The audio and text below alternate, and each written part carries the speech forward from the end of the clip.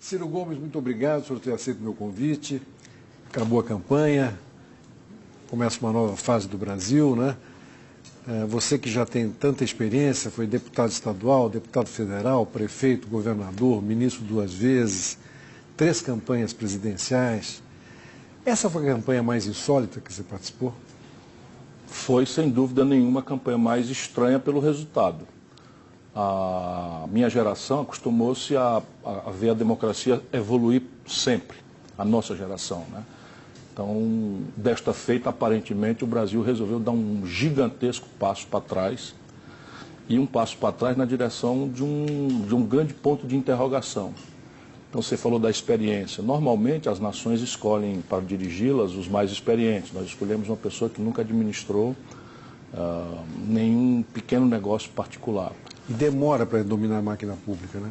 Demora profundamente. Às vezes é um tempo tão crítico que passa e você veja, o Paulo Guedes, por exemplo, nunca teve nenhuma vivência no serviço público. Nunca, nenhuma vivência.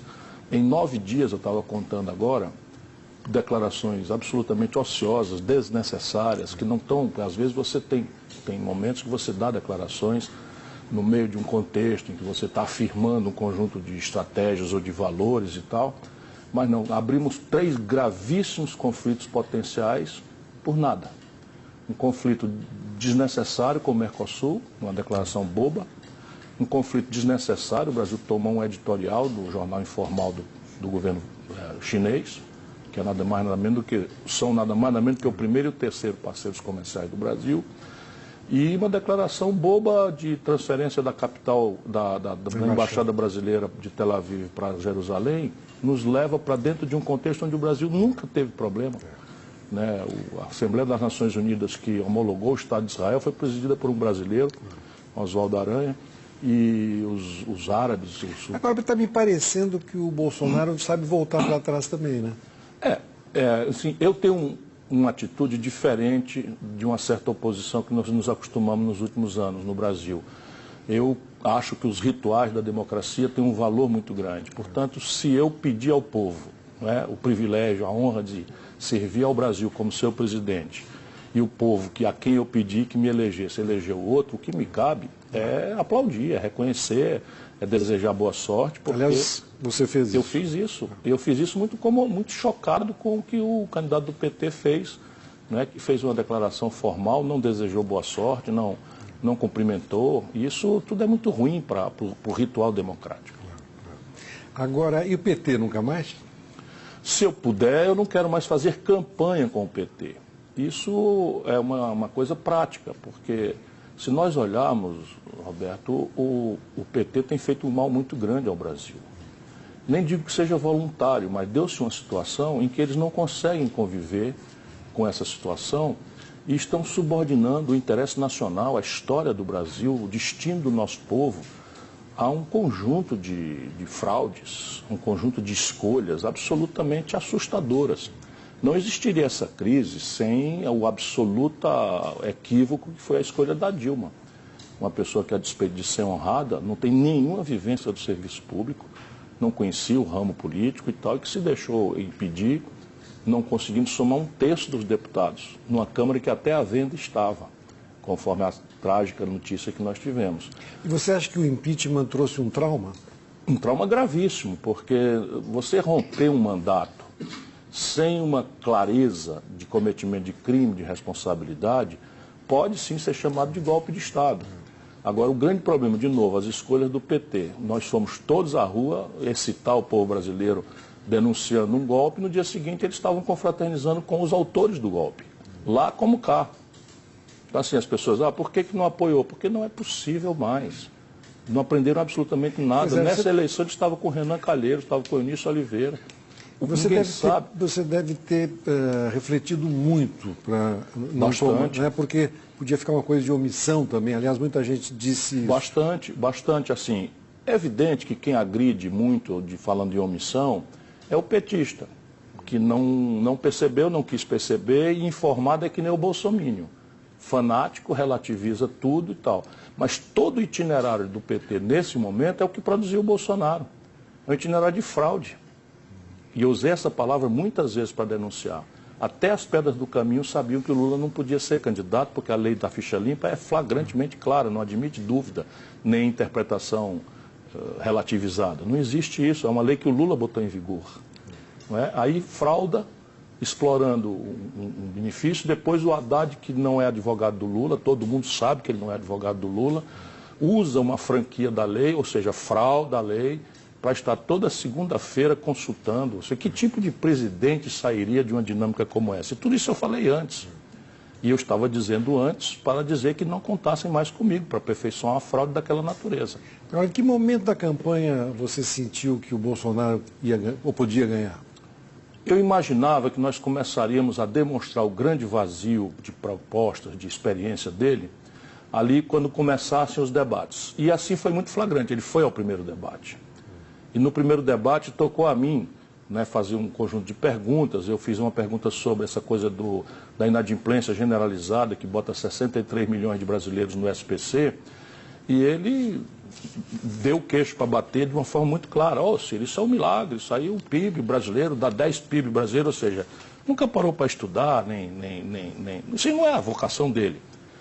E, portanto, ele iria, um debate depois o outro, ele não iria, penso, resistir, embora a maior força política hoje no Brasil seja o antipetismo que ele conseguiu interpretar com certa contundência e simplicidade. Né? Mas aí veio a facada. Com a facada eu pensei, não, eu conheço o povo brasileiro, ele agora está protegido. Né? E aconteceu. Como é que você está vendo os movimentos dele, esses primeiros movimentos, escolha de ministros? Eu tenho que dar coerência àquilo que eu falo. Eu desejo boa sorte, eu reconheço a eleição dele, não cabe a mim negar a legitimidade dele, isso é um processo, volto a dizer, é o mesmo povo a quem eu pedi o direito de ser presidente. Porque não foi a mim que escolheu, eu não tenho o direito de não cumprimentar o meu adversário, porque eu estou cumprimentando o povo. E o povo brasileiro está tão machucado que eu preciso desejar honestamente boa sorte. E eu quero ser coerente com isso nas minhas declarações, portanto eu tenho sido muito econômico, eu não vou ficar com miudices acompanhando, enfim. Mas somando o que eu já conhecia com os primeiros movimentos, a minha inquietação aumentou muito nos últimos tempos. Menos por aquilo que está aí, você tem o general Helena, um homem de nível, né? O Sérgio Moro pode e deve ser criticado do seu ponto de vista ético, mas nada legalmente o impede de sair da magistratura e ser ministro. Lembrando que ele vai ser ministro da Segurança Pública. Também, né? Além da Justiça. Essa é a grande demanda popular. Né? A Justiça tem a ver com combate à corrupção, etc., mas é preciso formular e botar a mão na segurança pública. A economia me preocupa profundamente. Cada fragmento de informação que sai me preocupa muito. Veja bem, fala-se, não sei com que veracidade, mas saiu da própria boca do Paulo Guedes a ideia de fundir o Banco do Brasil com o Bank of America. Esse eu não vi. São coisas assim, entram e saem, parece assim um estilo Bolsonaro de ser, de ouvir uma aberração, vazar e se aconselhar com a repercussão da rua. Então, enfim, eu acho que ele tem direito de desenhar o governo dele, tem direito de escolher as pessoas que ele quiser, e a mim cabe vigiar, fazer uma oposição vigilante, baseada... Crítica, mas não oposição por oposição. Eu não faria jamais isso, porque ele é o piloto de um avião onde estamos todos nós dentro, de passageiros, né? E ele precisa acertar. O Brasil está machucado, muito machucado. E eu espero, eu vou tentar cumprir as melhores práticas democráticas, espero poder olhar caso a caso aquilo que for proposto e reagir conforme o mérito dessas questões, e em nenhuma circunstância a minha voz vai se somar esse quanto pior melhor que uma certa fração da oposição brasileira se acostumou. Pois é, no Congresso, o seu partido e alguns outros de esquerda somam mais ou menos 80 deputados. O PT talvez 140, 150. Pelo jeito vocês querem fazer um bloco, na conversa com a Marina eu entendi isso, um bloco de vocês, né? Fora o PT. Como se dará isso? O objetivo não é excluir o PT. Sim. O objetivo é oferecer ao Brasil uma oposição com essa característica. Uma oposição democrática, que aposte, né, no rito da democracia, e, portanto, o que nos une são três grandes movimentos. O primeiro, para encerrar essa crônica terrorista que o PT eleitoralmente introduziu no debate, no segundo turno, confundindo a eleição do PT com democracia. O PT é o zero e vezeiro nisso. A democracia brasileira até aqui está absolutamente intocada. Que todo mundo fique em paz e tranquilo, a democracia brasileira até aqui está intocada. Mas como houve esse terror, nossa tarefa será organizar um movimento que garanta vamos dizer, a saúde da institucionalidade democrática contra qualquer tipo de avanço. A segunda é a questão da proteção do interesse nacional. E o terceiro, a proteção dos interesses dos mais pobres no Brasil, que são aqueles que estão pagando a conta mais amargamente. E o PT, por exemplo, já foi para a justiça tentar impedir a posse do Sérgio Moro, judicializando a política, fazendo aquilo que eles denunciam pesadamente quando os outros fazem. E eu tenho uma memória implacável, o Lula quis ser ministro da Dilma. Uma aberração que eu nunca tinha visto na minha já longeva vida pública, e um ministro do Supremo, de forma aberrante, deu uma liminar proibindo. Numa data é bom lembrar que o Lula não era sequer réu. E eles fazem a mesma coisa, eles denunciam quando os outros fazem com ele, como fizeram o impeachment do Fernando Henrique 50 vezes. Agora, Ciro, você sempre teve uma relação muito próxima com o Lula. Você está magoado ainda?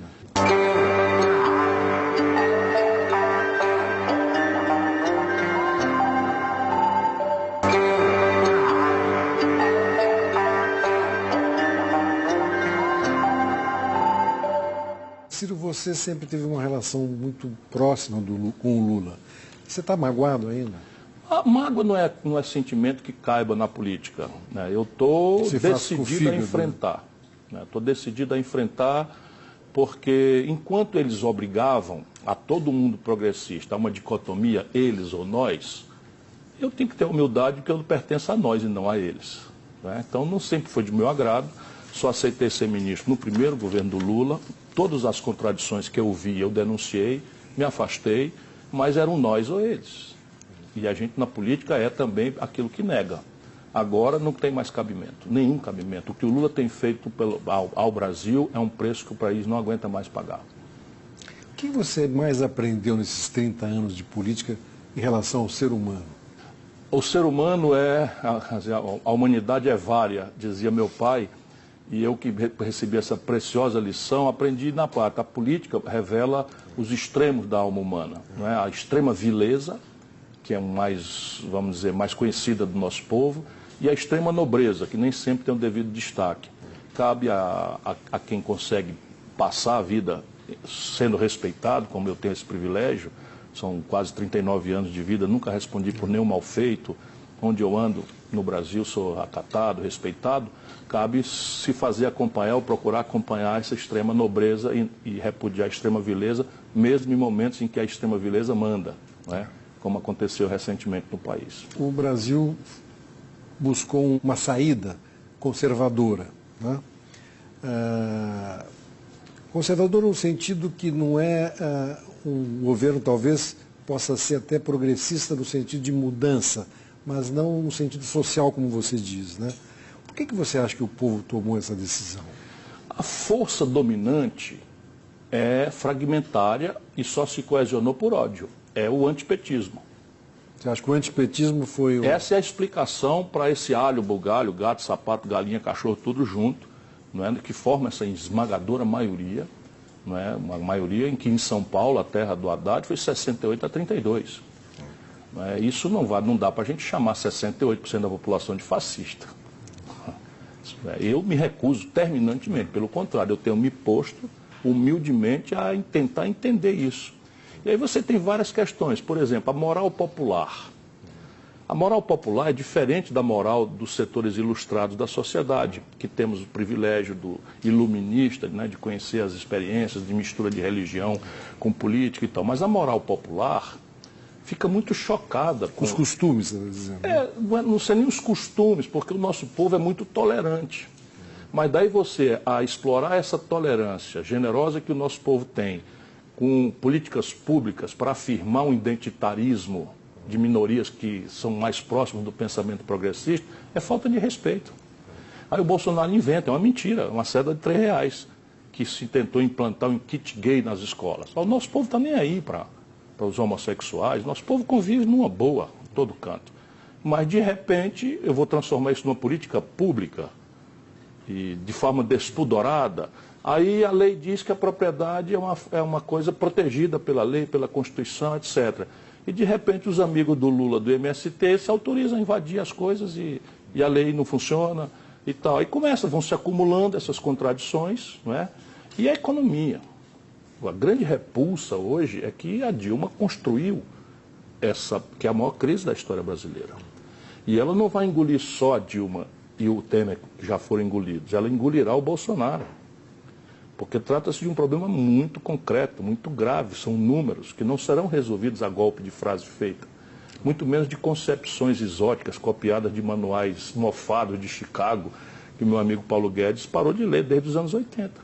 Esse é o grande problema do Brasil, 150 bilhões de reais de déficit, uma dívida pública que passa de 5 trilhões de reais, vence 26% agora, saiu hoje, saiu o relatório do trimestre de lucro dos bancos. Os 5 maiores bancos no Brasil tiveram 17,6 bilhões de reais de lucro no trimestre.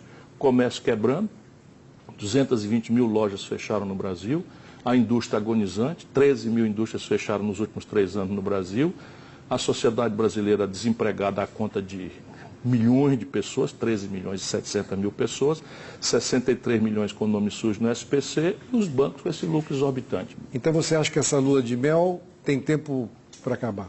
Sim, é natural que todo mundo tenha uma certa boa vontade e nós temos que respeitar isso. Volto a dizer, a figura do avião. Ele é o piloto escolhido para nos dirigir nessa travessia tormentosa em que se encontra o caminho do Brasil. Mas ele terá um certo êxito nesses juízos morais, né? Afrouxar a legislação de controle de arma, para dar uma resposta tosca, completamente equivocada à violência impune que assusta o povo brasileiro. Redução da maioridade penal, talvez, de novo, numa direção de simplificar coisas que são muito mais complexas, ele terá uma longevidade um pouco maior. Mas na economia, ou acerta a mão na entrada, ou 6 meses depois, ele estará sendo cobrado de uma forma muito azeda. E ainda não falamos da questão internacional, né?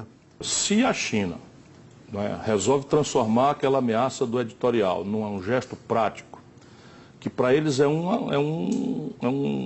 arranhãozinho de nada. Eles estão numa confrontação bilateral com os americanos, numa plataforma de comércio de trilhões de dólares. Conosco são dezenas de bilhões. Mas para o Brasil isso é mortal. Quer dizer, dado que nós já temos um fluxo negativo nas nossas contas com o estrangeiro, a parte comercial resolve quando o câmbio fica favorável e tal. Depois o Mercosul, quando a gente devia aprofundar o Mercosul e fazer talvez um OPEP dos alimentos, que Brasil e Argentina, com Uruguai e Paraguai juntos, sinalizando para Nova Zelândia, para a Austrália, nós podíamos fazer um OPEP dos alimentos, e o alimento é muito mais relevante do que petróleo. E isso tudo está sendo jogado na lata do lixo, assim, de forma muito descuidada. É evidente que daqui a pouco ele vai ver essas repercussões, ele de burro não tem nada, ele vai ver, tem que já rapidamente chamar alguém do Itamaraty, qualquer um que ele chamar do Itamaraty, com a formação do Rio Branco, vai nos prevenir dessas loucuras toscas que nós assistimos. Hoje o Laffer já falou, né? O Celso Laffer já falou que devemos aproximar o Brasil de uma coisa com Israel, não sei bem qual é a motivação dessa coisa, mas em nenhuma hipótese o Celso Laffer, né? O Brasil deveria transferir a capital de Tel Aviv para Jerusalém. Por quê? Porque a retaliação é instantânea. A retaliação comercial é um embargo a carnes brasileiras, que é uma das razões pelas quais a gente tem superávit comercial com os árabes, e o outro problema é trazer para a fronteira brasileira o conflito e as suas linguagens de terror, por exemplo. Você tem muita desconfiança dessa política liberal econômica? A grande questão é que o mundo é cruel, né? Claro que o liberalismo exerce um certo fascínio entre as elites, porque nós todos conhecemos as perversões de um Estado podre, corrupto, ineficiente, balofo, e o liberalismo propõe uma coisa muito simplória, né? Vamos reduzir isso a uma dimensão mínima, vamos demitir isso da economia, deixar que a iniciativa privada faz. Se a moeda do mundo fosse uma só, se a taxa de juros internacional fosse igual à brasileira, se o nível de maturidade tecnológica, nação a nação, fosse contemporâneo, os exércitos se as escalas das economias fossem iguais, não vejo dificuldade. Ainda assim, teríamos que facilitar e não fazer o oposto às migrações. Porque a grande questão é que, na medida em que você pede a facilitação das fronteiras para o fluxo financeiro e comercial, nós vemos crescer o protecionismo contra as migrações. Né? A xenofobia, o próprio Bolsonaro é xenófobo. né? Tem lá uma atitude absolutamente desumana com relação aos venezuelanos, que mexeu com a Amazônia. Os amazônidas votaram em massa no Bolsonaro, parte disso porque ele denuncia o ambientalismo, de novo, o ambientalismo descuidado do senso médio. As populações que vivem esse drama da migração sofrem muito também. Evidente, né? porque o setor público não resiste. Uma onda de 50, 70 mil venezuelanos chega em Pacaraíma, o hospital não resiste. Portanto, a tarefa humanitária é da União Federal. A mesma coisa. A Europa, mais, assim, eu ia dizer uma palavra aqui que não é muito polida, mas a Europa é menos generosa, a Europa tem mais margem para... A França está tentando fazer uma coisa diferente, né? Mas a Áustria, por exemplo, elegeu um neonazista também. Né? E o mundo está duro, o mundo está difícil. Agora, a linguagem e o linguajar do Bolsonaro é, como você falou, muito tosco, muito direto, assim, no mau sentido da palavra, né? Mas na cadeira, sentado na cadeira, ele vai ter que mudar, né? Inclusive, talvez não possa ir tão para a direita como ele se mostrou na campanha. Eu tenho segurança de que a estrutura brasileira vai engolir o Bolsonaro. E nesse sentido eu nem gosto dessa notícia, porque ele é uma energia. E é uma energia na direção de mudar. E essa é uma energia que eu cultivo. Não dá mais para o Brasil ficar como está. Como ele não tem, dizem as neurociências, né, as novas ciências aí enfim, que estudam os movimentos do cérebro, que a nossa capacidade de pensar em abstrato é uma variável da análise combinatória das palavras que a gente domina. E talvez esse seja o problema do Bolsonaro. Ele tem um feixe de palavras muito restrito, e a análise combinatória dá muito pouco. E está sendo chamada a falar sobre as questões mais complexas e mais sofisticadas do mundo, a partir de um dos países mais complexos e sofisticados do mundo, que é o Brasil. Esse pequeno vocabulário é bom para a campanha, é bom Sim, mas para governar é melhor ficar calado. Agora, Ciro... Não é ele não, hein? Quem está dizendo bobagem a 3x4 é o Guedes. Posso repetir aqui uma coisa escatológica? Ele disse para um jornalista, a jornalista perguntou para ele quais eram as empresas prioritárias para a privatização. Ele disse, são aquelas envolvidas no CU dos curiosos. O ministro da Fazenda, da oitava economia do mundo. A prensa no Congresso também foi mal colocada. A prensa no Congresso foi mal colocada. Sim, mas é assim, o que ele está pensando? Aí de graça, disse para uma moça da Argentina, o Mercosul não é prioridade.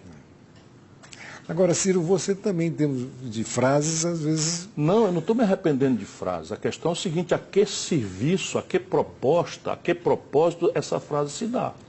Eu desafio um brasileiro, eu não me desculpo, mas eu desafio um brasileiro que diga, não, o Ciro esquentou a voz, falou um palavrão descontextualizado, sem objetivo, sem nenhuma razão de ser para isso e tal. A última, recentemente, eu falei de uma pessoa que eu quero bem e estimo, que é o Leonardo Boff. Leonardo Boff faz uma carta para mim super generosa, me enche de elogios no privado, e depois, porque eu não atendo o apelo dele, ele me acusa de ser um antidemocrata, não sei o que, e tal, achando que isso provavelmente é trivial. E eu respondi, isso é um bosta. Nunca dei um dia de serviço, não conheço a opinião dele sobre o mensalão, sobre o petrolão, sobre todas as canalices que o PT fez. Então os valores do Boff são relativizados. Você vê que você tem um linguajar... Então, linguajar é uma coisa, não seria eu o melhor professor de linguagem para ninguém. Estou falando o seguinte, qual propósito nós estamos alcançando ou buscando de afirmar que nós vamos transferir a capital à Embaixada do Brasil de Tel Aviv? Qual é o propósito de dizer para um repórter argentino que o Mercosul não é prioridade? A quem interessa o Brasil dizer, não é, que... Enfim, essas coisas malucas estão sendo faladas aí.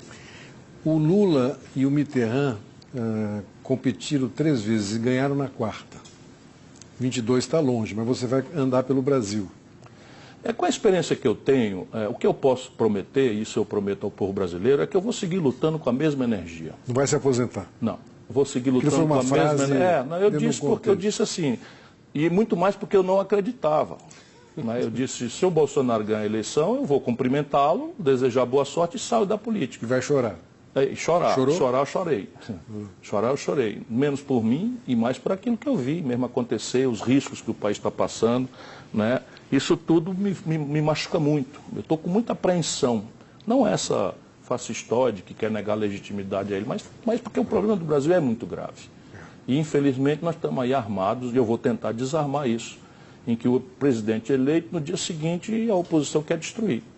Quer dizer, então o teu norte agora vai ser andar pelo Brasil, conversar com as pessoas, procurar unir o que puder da oposição e fazer uma oposição crítica. Eu vou fazer mais do que isso. Nós temos bancadas no Senado, na Câmara, o Lupe é um belo de um dirigente partidário.